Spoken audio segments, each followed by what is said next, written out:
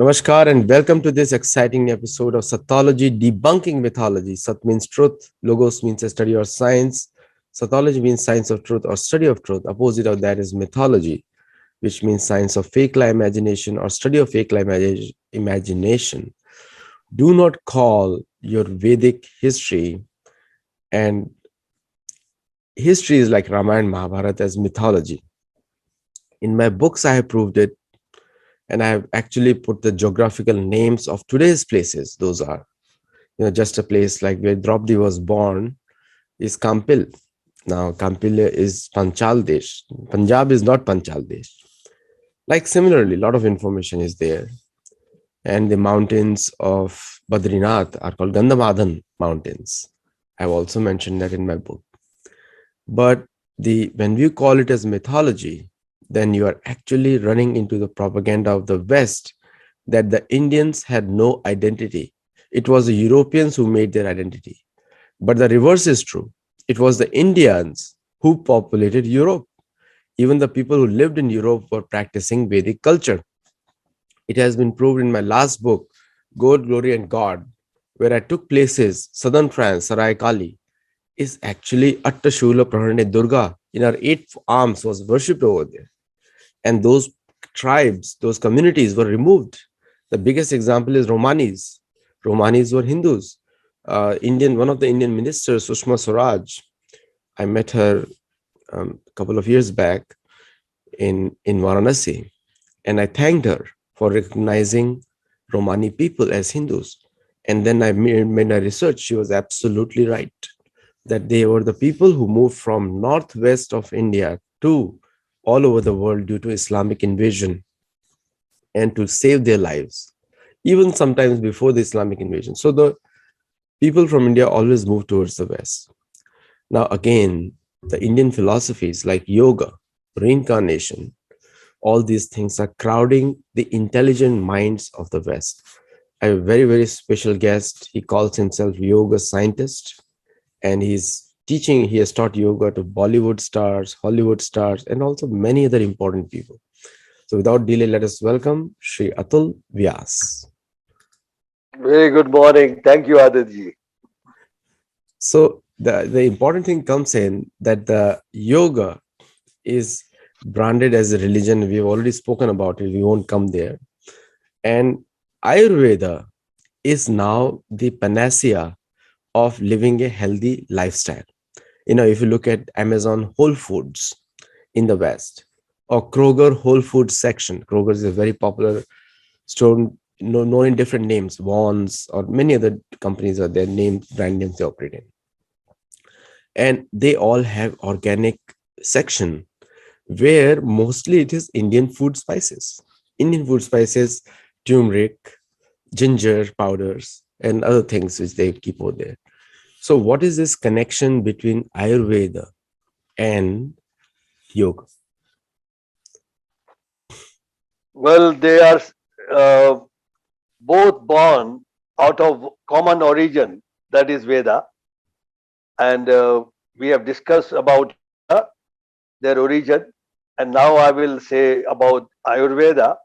Ayurveda was first referred in, was born, originated from Atharveda, the fourth Veda, and Yoga and Ayurveda are, you can call, twin sisters. They are born from a common father, and they complement each other wonderfully well. Well, Ayurveda is a complete medical system of which treats the body holistically. Not only treats the body, but prevents diseases, cure diseases, and ensure that you lead a very healthy and well-being life through through I mean through uh, uh, through through a complete holistic system of medicine, which is called Ayurveda. Ayurveda is composed of two words from Sanskrit. One is Ayus. Ayus means life, and Veda, Vid means knowledge. So the knowledge of life is Ayurveda. Life contains everything: your diet, your lifestyle, your spirituality, your, I mean, every aspect, your mental states, your mental health, your physical health, your environment, everything is considered in Ayurveda. And Ayurveda, it does not treat, is not disease specific. It is person specific. Mind you, Aditya, this is very important point I'm mentioning, that Ayurveda does not treat a disease, it treats a person. And that's a very major difference from the Western medicine. And it is one of the basic causes. It corrects the equilibrium and it helps you to maintain your well-being throughout your life and rest of your life. I'm not against Western medicine, but these days Ayurveda and Western medicines are combining together and producing wonderful results, especially in Europe. I've seen in Germany. Aditya. These are the very good opening lines, because you have actually told the origin is the common origin. And also the Ayurveda also means the science or the knowledge of increasing the duration of life. Yoga in also in many ways increases the duration of life, healthy life. So when we talk about yoga, and most of the people, they don't like to comment on their diet. So how important is diet in the yoga world? And then we come to more topics of Ayurveda. Well, to be honest, uh, in India, in ancient times, food was considered as medicine in Indian systems, Sanatana Dharma, and is still being considered as medicine. If you see I will call it masala dani, or where we keep our spices in the kitchen, in every Indian kitchen, these spices are nothing but medicines. For example, you just mentioned about turmeric.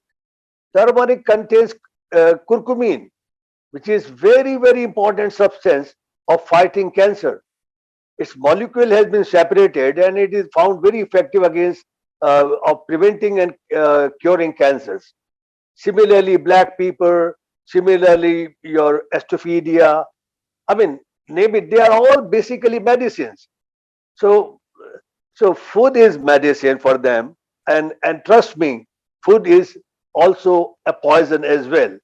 So diet is, I mean, if I take, say, health, if I talk about health, health has got four pillars, like chair, four legs, where for stability.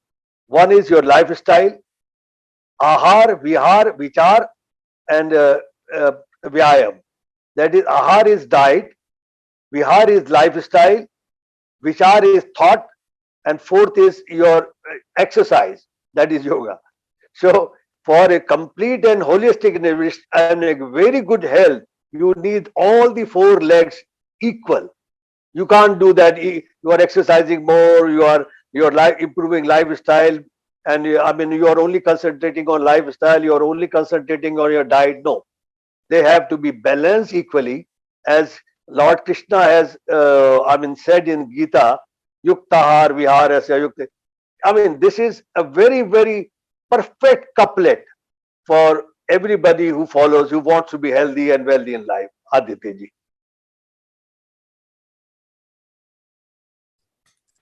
The the discipline. Now you correctly mentioned the Sanskrit Shabd is called Aushadhi, and it is also mentioned in Bhagavad Gita that the moon gives life to the Aushadhi moon, and the taste in vegetables come from moon. It is mentioned there. People may find it very mythological talks, but I give them a homework that try to eat vegetables grown in a greenhouse, and try to eat vegetables which are grown outside of the greenhouse, the natural way. You'll find, first of all, it will be more expensive also nowadays, but you'll also find the taste difference. Like many people who live in Southern California can know that avocados coming from Mexico are tastier than avocados grown in the US in some ways. So again, it's a science. Now, what are the dietary restrictions for a yogi as per Ayurveda? Well, it is a long topic, but I will cut it very short. that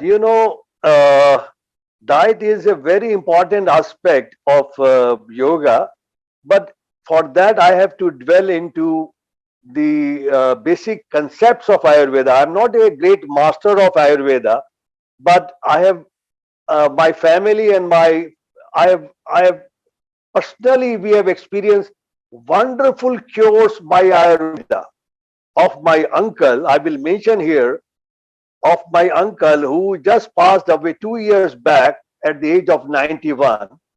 He had a hole in his heart, uh, uh, and he could not walk even 10 steps without panting like he's run a 100-meter race. And that I am talking about, you know, 80 years back when there was not so much surgery and bypass surgery were developed. And after doctors gave him a time of 3 months, because with the growth, his age was 10 years and his hole was increasing with the growth, so doctor gave him maximum 3 months. And since we were very influential, we are very influential family in India. So we got it tested in London, everywhere, and everywhere we got the same information that he's not going to live for long. And one Ayurveda, Jaipur basically is the seat of Ayurveda. And one very, very famous Vaidya, I mean Ayurvedic doctor, came and told my father that I will cure him, and after 6 months I will make him jump from the third floor. And for 6 months, he gave him only one diet. I mean, that is of I don't know the names in English, but chane ki dal, chane ki roti, dahi. I mean, yogurt and onion, and one more thing, tinde ki sabji, lauki ki sabji. 6 things, morning, evening, same menu for 6 months. And and he gave one powder medicine, and trust me, Aditya ji, his heart hole was healed, internal surgery, and he lived up to 91 years, and at the last stage his heart was perfectly normal. So this I am talking about. We were discussing about uh, the what we were discussing, diet. I'm sorry, I got little carried away. So Ayurveda is a perfect, I mean, means of healing and curing people uh, from any kind of diseases. Aditi, I'm sorry, I forgot the question actually. Please remind me if you can. Dietary restrictions in Ayurveda, in yoga. In for a yogi, yeah. Yes. See, there are no dietary restrictions basically. You know, for that I have to come to the three dosha, and I have to come to the three mental guna, three mental states. First, I will come to the three dosha, three humors. You know, the famous Hippocrates, the Greek medicine, the doctor, I mean, all the doctors in the world, Western world, take oath of Hippocrates when they pass out from medical college. He, and he was the father of the modern medicine.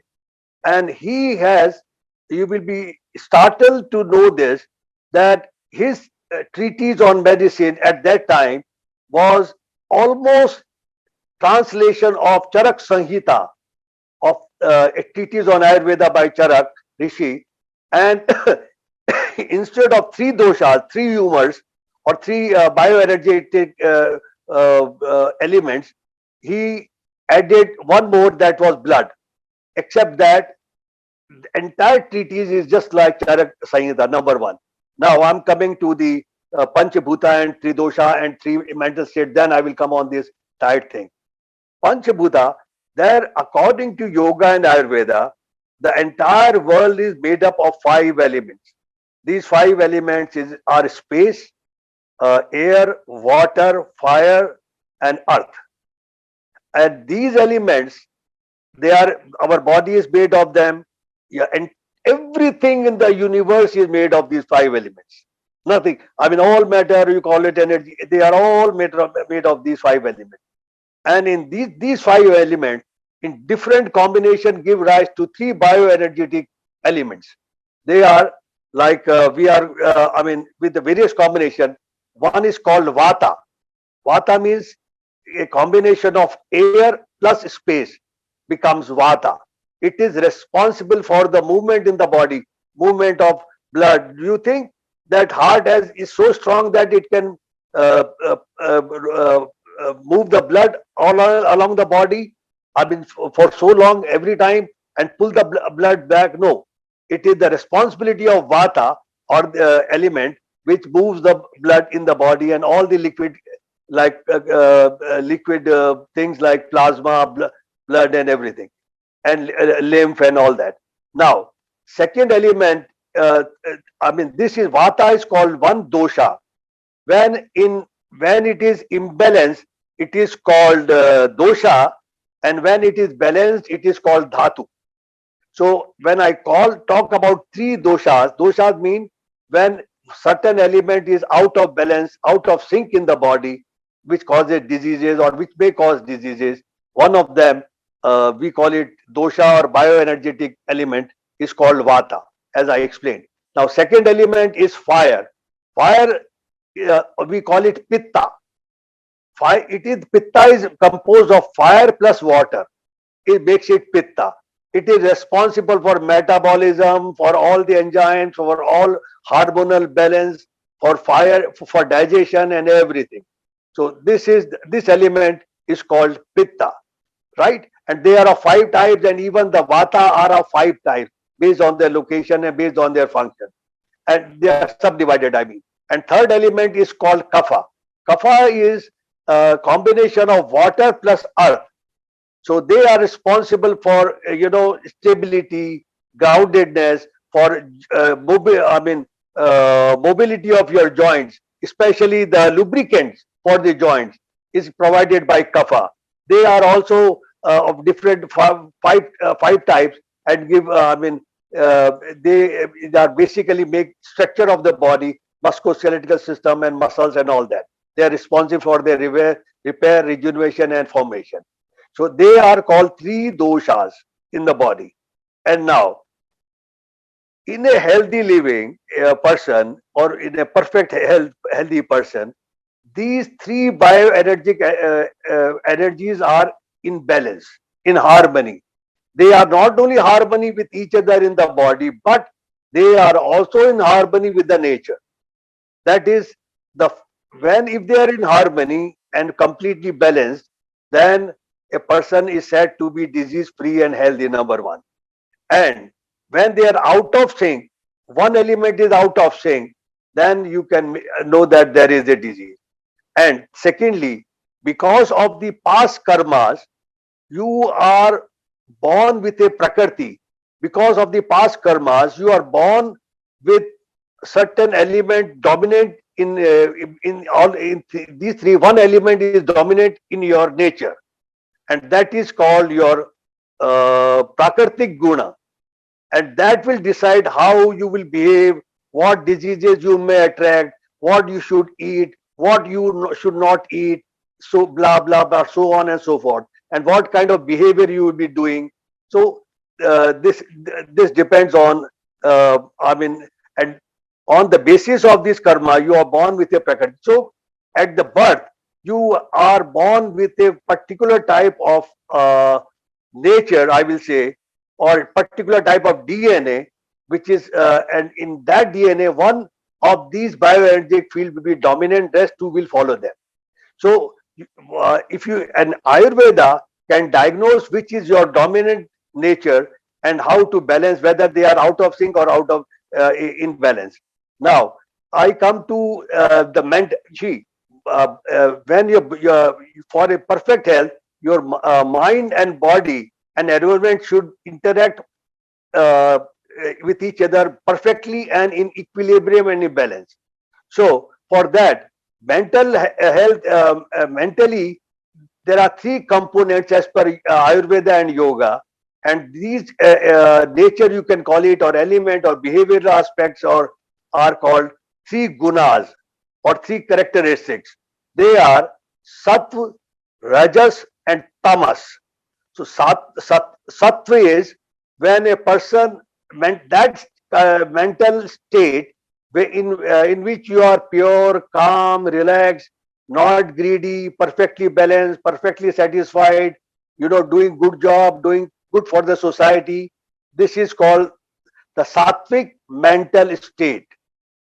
Second is rajas, in which you are dominant, you are active, your ego is very high, and you are full of activity. You are doing this. I mean, you are full of activity and valor and vigor, and you are, I mean, moving, and you are creating things, and like that. That is called rajas. And third is tamas, that is inertia, where you are lazy, you are sleeping, your characteristic, your mental state is, you can call it kind of a depressive mental state. You are not taking bath, you are not concerned about hygiene, you have, I mean, being more hopeless, not moving, and your mind is not working like that. That mental state is called tamas.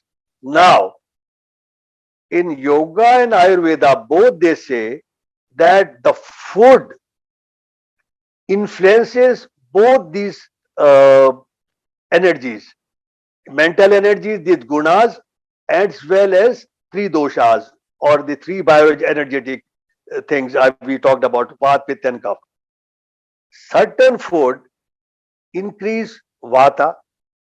We have categorized, there is a complete categorization of food which increases Vata. Then there is a categorization of the food, especially taste, which decrease Vata. Then there is, for Pitta is the same. There are food which in food and taste, sweet, or salty and all that, which increase Pitta, and there are certain foods which decrease Pitta. And again, thirdly, for Kapha also, there are foods which increase Kapha and decrease Kapha. So food is important. Depending on your prakriti or your nature or inherent DNA nature, we call it basic prakriti you are born with. Your basic prakriti you are born with. The food influences these that prakriti, and on that prakriti, on the interaction of these three bioenergetic, your state of health depends to a great extent. Number one. About mental states, I spoke about sattva, rajas, and tamas.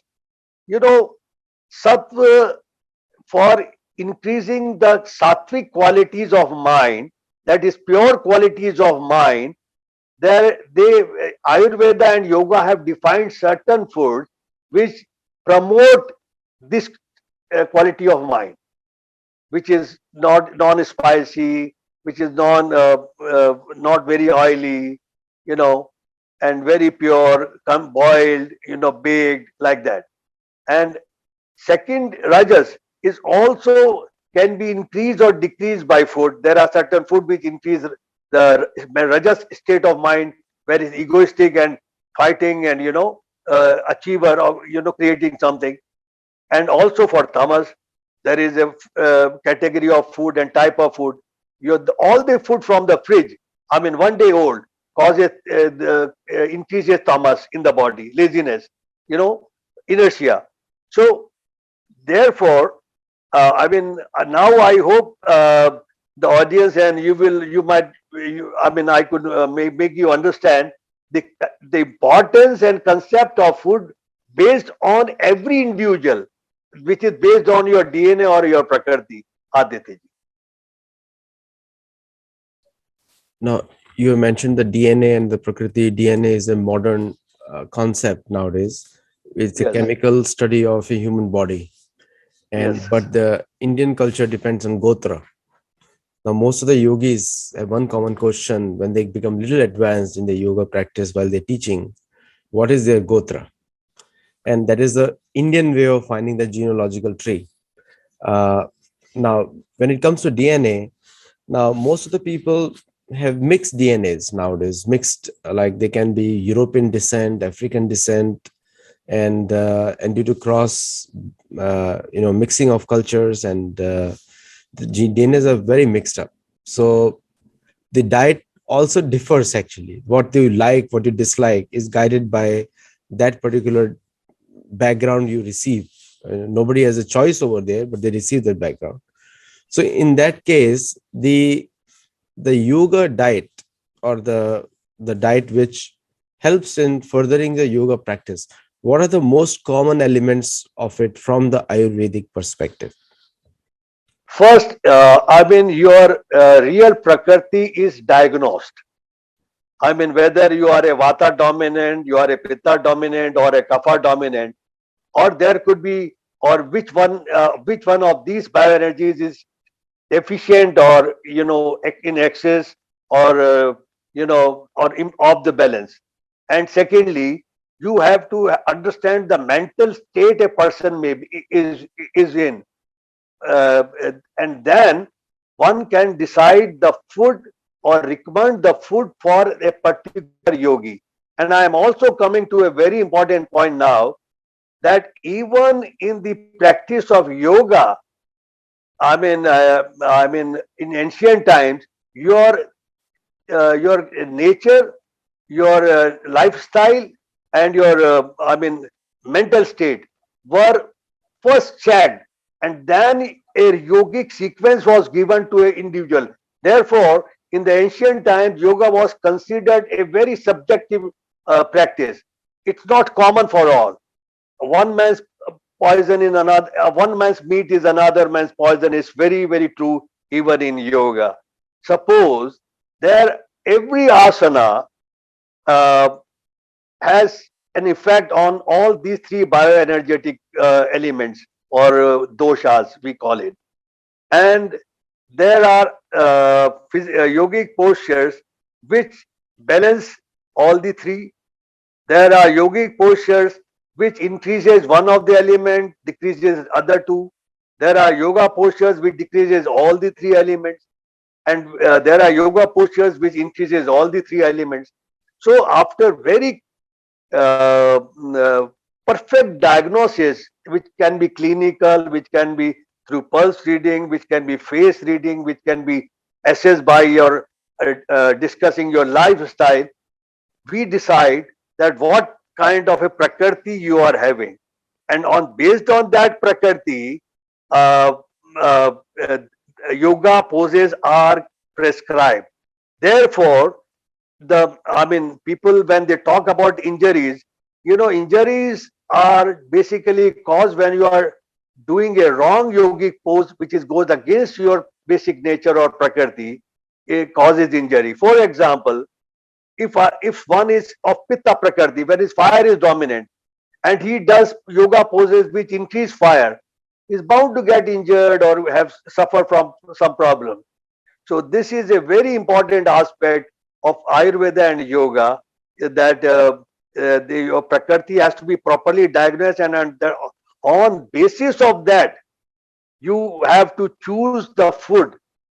And you can also design, if you want to become sattvic, you want to become rajas, you want to become tamasic, you want to be healthy, you want to be so accordingly you have to select your own food. Well, you talk about DNA, I mean, for I mean, it will be too much elaborate if I talk about it, but basically I will tell you, for every characteristics in us, there are two DNAs. For example, for height, there are two DNAs, which one what makes you taller, one which makes you shorter or medium height, whatever it is. So if a person is tall, then the DNA for the height, tallness, is expressed, and the DNA of shortness is dormant. So, through yoga exercises, right yogic exercises, right meditation, right mental state, right mental food, you can make the dormant DNA expressive, and the expressive DNA dormant. And this is a very important aspect of curing diseases by Ayurveda and yoga, Aditi. Now, coming to the next wave of yoga, which is very common now, which is getting into the mental space, meditation. Now, which is yoga every step of the yoga requires meditation. It's not something that you need to meditation separately from yoga. Now, in that space, which is becoming increasingly popular due to the needs of the current times today, especially in the West, in India also, same thing is happening. The meditation is generally on abstract topics or imaginary issues, and we have covered that in one of the events before also, programs before. Now, how does the meditation get affected by the diet, by Ayurveda? What is the connection of Ayurveda to meditation? Very, very important connection, Aditya ji. Actually, you know, as I said, the three mental states. When I am talking about meditation, let's talking about nervous system. Nervous system is affected by three gunas. We are in three maximum different mental. When we can be in three different mental states. One is pure, sattvic, very, very calm, very serene, very ethical, and very charitable, very generous. Or we want the active, dormant, going for possession, creating things, buying houses, big cars, leading a swanky life. That is rajas. Or dormant, lying, lazy, sleepy, and doing nothing and going on as the life takes you on. So these all three things are very important when you take up a yogic asana or meditation sequence. For example, yoga works on structural body. Like, for example, I tell you, I mean, I'm breaking the things that if you are sitting, if you are doing sitting poses, it excites parasympathetic system. If you are doing back bends, it excites sympathetic system. So like that. So though structurally yoga affects, then yoga is important when you put with the intention. And third is pranic energy also. So with yoga you add to the pranic energy also. So when you are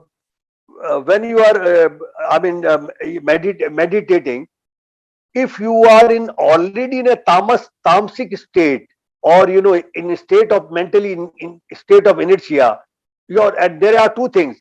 Your body could be in a state of inertia, but your mind can be in state of sattva.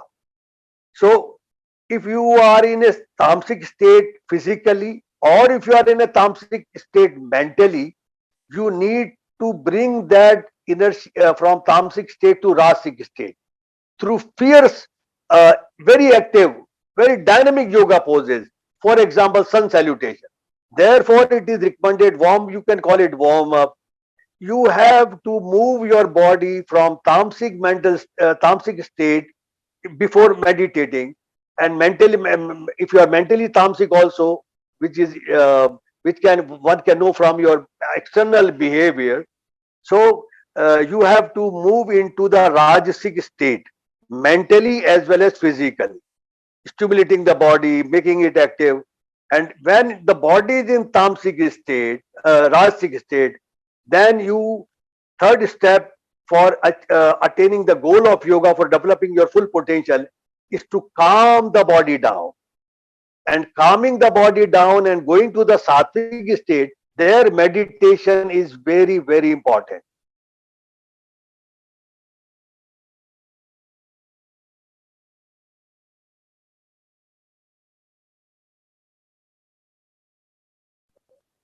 It will make you more depressed, and it will cause you more harm than good.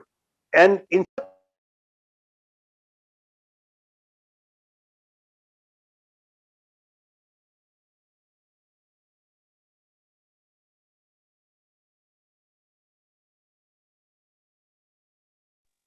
stimulating meditations are recommended.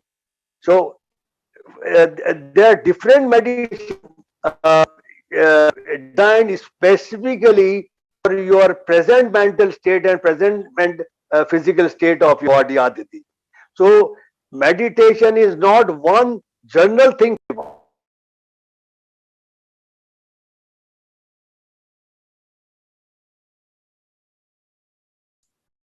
Atulji, you're on mute. You're on mute. All right. So this is a very important aspect I am talking about. So even meditation, for meditation, which meditation will suit you, which meditation is good for you, which meditation is will take you to your goal, is decided by knowing your prakriti, by knowing your mental, which guna you are in, is uh, like that. So meditation is not a general thing you sit, and that can be sometimes very dangerous, and it can make you crazy as well. Thank you, Aditi. S- So the one aspect also we missed out is the morning, afternoon, evening Ayurvedic recommendations for a yogi. Like what kind of diet they should have morning, afternoon, evening, or how many diets in a day. What is the recommendation from Ayurveda, if you know? See, very well posed question. For that, I will have to explain the concept of Ritucharya and Dincharya. Dincharya is the day routine recommended by Ayurveda, and Ritucharya is a routine recommended by Ayurveda according to the season. There are 6 seasons, and for them, uh, on the basis, in every season, one of the gunas is activated, or so uh, uh, there is a specific prescription of diet and exercise regime for the entire season of the year. There are 6 seasons, and after that there is a specific recommendation based on your subjectively, based on every individual's persona and body type and mental state, uh, and special dincharya, what should be your daily routine, is recommended by Ayurveda, which can only be assessed and given to a person after assessing is making a complete you know and of that, sir. Aditi ji, cannot be general, to be honest.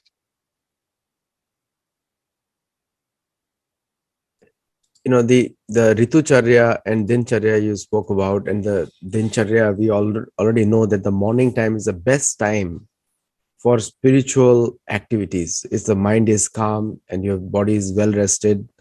And so the basic concept comes in, your body and mind should be rested before you start the meditation or other activities, if you start the day with.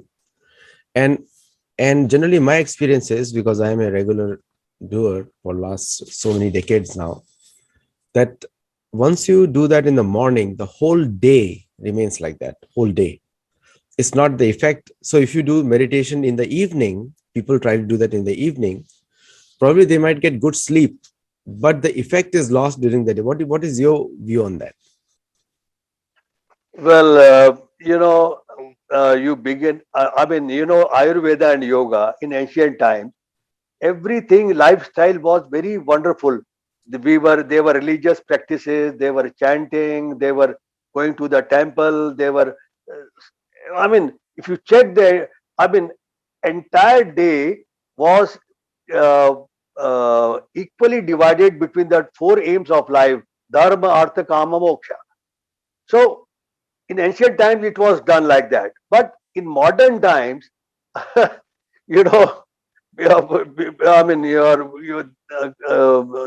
earth is more important, and 90% of the time is devoted on the earning earth. So that has created the biggest imbalance in the life of the people. Morning routine is good enough. Even science has said that if you do a vigorous exercises for 20 minutes in the morning, whole day it starts keeps your fat melting. This is a scientific fact I am talking about, and none other than one one lady Candice, who got the Nobel Prize in 1998, has written about it, has recommended about it. So morning routine, if you are doing mantra meditation, chanting, listening to the chant, listening to the aarti, or listening to the ganta ghadial, the vibrations, they are all beneficial, and they are with you for the whole day long, no doubt about that. But you have to make a routine of that, so that your body and mind are attuned to a certain lifestyle. And once you follow that lifestyle, time, place, and duration of meditation, what time, then it is good for you. But if you are erratic, sometimes in the morning, sometimes in the evening, sometimes in the afternoon, that actually does not yield any good results, Aditya. So Atulji, the I always emphasize that the process of meditation also involves a person. Like it cannot be a blank, and which is now I have to go back to Ayurveda actually here. We already discussed that in one of the last shows. Uh, Again, in the Ayurveda, the the concept of prasade sarvadukhanam hanirasya upajayate prasanna chetiso yasu buddhi paryavashishyate. Now the concept of prasad is there, and bhog. So do you think those are essential concepts to Ayurveda? Please, can you repeat the question? I was interrupted by the call. If you don't mind, please. Yeah, the concept of bhog and prasad is there in Ayurveda also. What is a bhog and what is a prasad? Can you elaborate on that? Bhog is, of course, Bhog is taking something in excellent. You're on mute. You're on mute.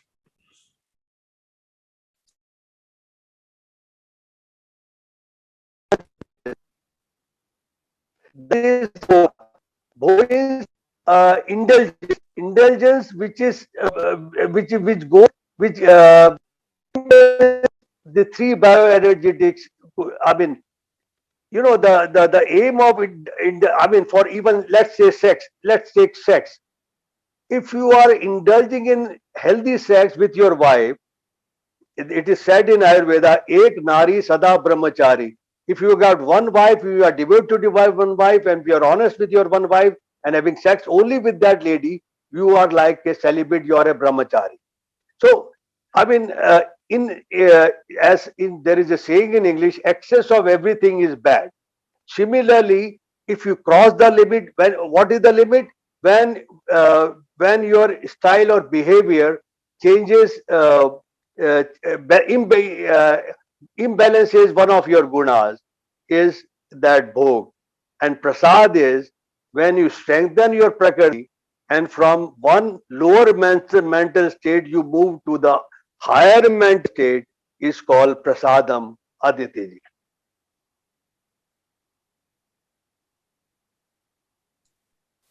Yeah. Thank you so much, Atulji, for this discussion on Ayurveda and yoga. A little bit people have gotten a glimpse of it. Now, what are the essential books on these topics? What are the essential books here?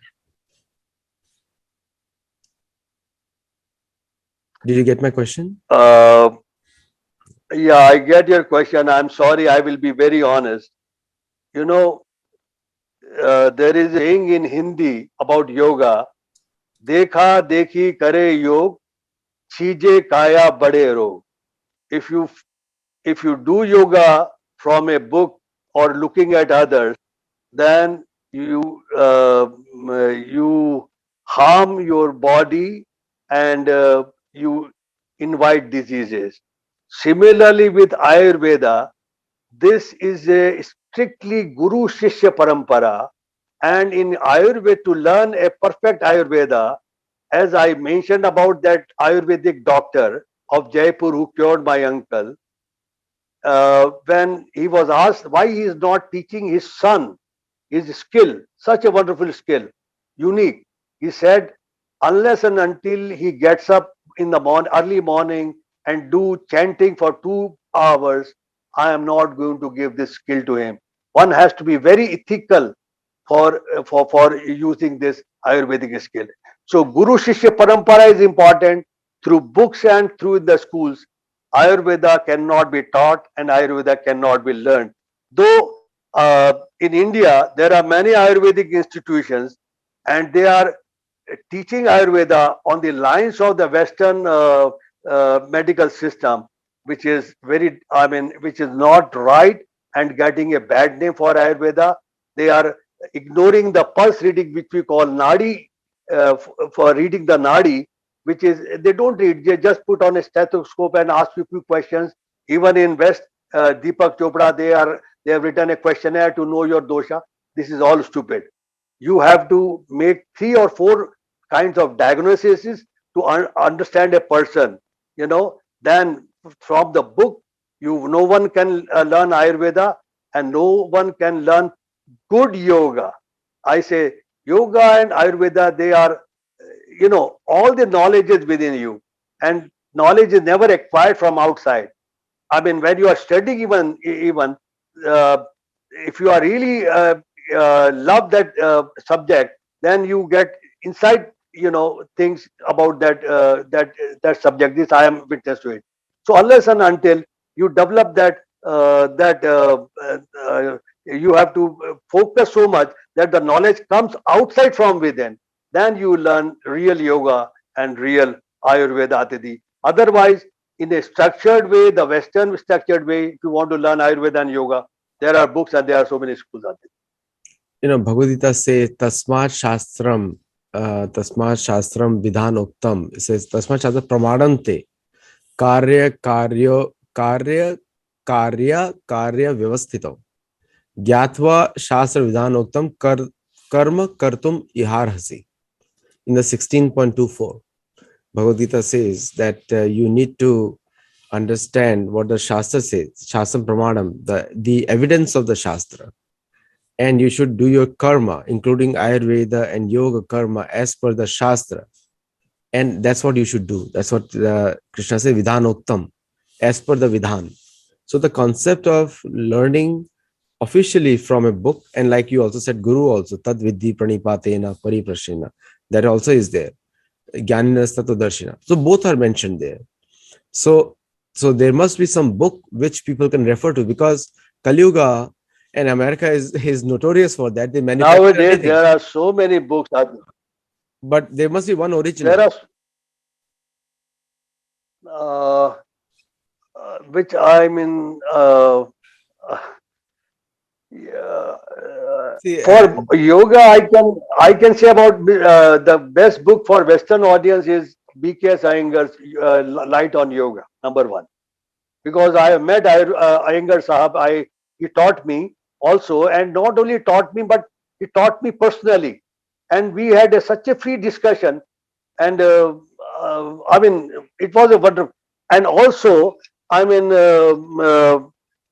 we had very, I mean, open dialogues when we are doing yoga, and when I told him that you have made yoga very physical, he agreed. When I said that this alignment is never there in the original text, he agreed. So that kind of a very good teaching. So I will recommend. Still, I mean, I will recommend his book, B.K.S. Iyengar, Light on Yoga, number one for the yoga, and for Ayurveda. I mean, their books are there, but they are in Hindi. I do not know if they are translated and in English, but so I have to check and get back to you. But there are good books. That is, one is Charak Samhita, is a very good book on Ayurveda. It explains the basic concepts and principles. Then Sushrut has written a treatise. He was the father of surgery in the world, and thousands of years back, he had identified 22 microorganisms which cause diseases. I mean, virus and bacteria without microscope. And his statue is there in the front of Medical College of Melbourne, and he first started surgery in the world, Aditya. So there are few treatises by Charak Samhita is one of them. Then treatise by Sushrut is number two, and then there are, and they are all traditional ancient Indian writers. So I will have to get back to you uh, uh, if there are books available in English or by these writers. Then one is Vagbhat. Vagbhat. Vagbhat has written wonderful treatise on Ayurveda in a very simple language. So if they are available in English, I am not sure. So you can check that out. Thank you so much, Atulji, and thank you all the viewers for watching. And do comment on the video and let us know your feedback. And one thing I must say from this discussion, that yoga, meditation, Ayurveda are inseparable topics, and all three are connected, and all three are needed for a healthy human mind, body, and also general health existence. Thank you. Namaskar. Namaste, Thank Atulji. you, Aditi. Thank you. Have a great day.